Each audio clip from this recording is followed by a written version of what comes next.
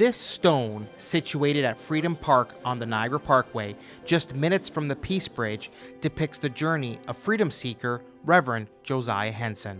We use this day as a time for conversation, for discussion, for collaboration, and digging up, history that has found its way hidden from society and our consciousness. Josiah Henson was born on June 15, 1789, in Charles County, Maryland. He spent 41 years of his life as a slave. Seeking a better life, he took his wife and 4 children and escaped from a location known as Owensboro, Kentucky. Henson and his family arrived in Canada on October 28, 1830. Josiah's great-great-great-grandchild was at Freedom Park to celebrate the commemorative crossing. I think it's really special to have him here. It's imperial, right? We've actually had other members of his family join us, and it was the #1 goal for us is to make sure that they were fully a part of this experience, because very rarely do you get a chance to connect the dots and stand in the same presence of descendants of our heroes, and so I consider his presence mandatory.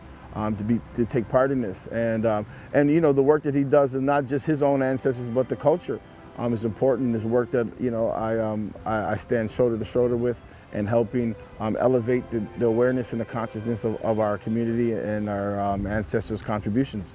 On the way to freedom, the Henson family traveled through the night and slept during the day. They crossed into Indiana and through Cincinnati.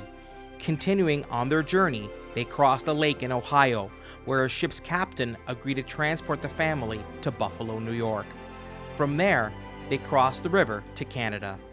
As a network to freedom, you have to have those who are willing to sacrifice to create the inroads of that network, to establish the different stations and to find those allies who are willing to assist. So Josiah Henson would be considered a forerunner of the Underground Railroad, because when he made his journey in 1830, Araminta Ross, who we know today as Harriet Tubman, was still a young girl on a plantation in Maryland. So when he made his journey with his family, he was one of the first people who were able to establish that network to freedom. And he also was indebted because many people sacrificed their lives in order for him to have access to that freedom. And he would return back into the United States many times to help many others. Just like Josiah's journey, the East Side Bike Club crossed the Niagara River into Fort Erie. After today's reflection of Henson's sacrifice, the bikers will head back to Western New York. The obstacle with any law is that law or legislation does not legislate people's attitudes.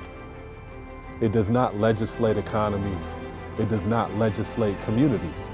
So even though you may have a law in the books, a law is only as strong as the people who are willing to enforce it.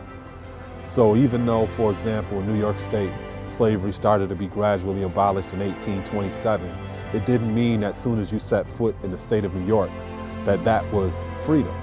You have counties within the state of New York, and many times the identity of these counties did not align with the legislation of the state government.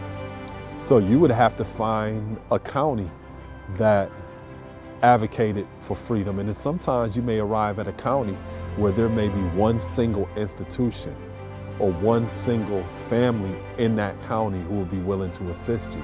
So the challenges was always the challenge of risk and the challenge of striving to find who you could actually trust in order to support your freedom as a human being. In Fort Erie, for The Source, I'm Anthony Luongo.